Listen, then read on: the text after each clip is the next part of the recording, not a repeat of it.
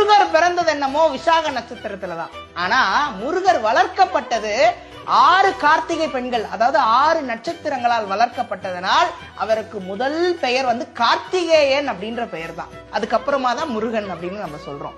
சரி, எல்லா மாதத்திலயும் கிருத்திகை வருது, அது என்னங்க ஆடி கிருத்திகைக்கு அவ்வளவு விசேஷம் அப்படின்னு பார்த்தோம்னா, இந்த நேரம் மழை காலம் ஸ்டார்ட் ஆகிற நேரம். தேவர்களுக்கு இது ஒரு மாலை பொழுதுதான். இந்த நேரத்துல இருந்துதான் இறை வழிபாடுகள், அடுத்தடுத்த மாசம் சுப நிகழ்வுகள் எல்லாமே இந்த மாதத்துல இருந்துதான் தொடங்குமா. அதனாலதான் இந்த ஆடி கிருத்திகைக்கு ரொம்ப விசேஷம்.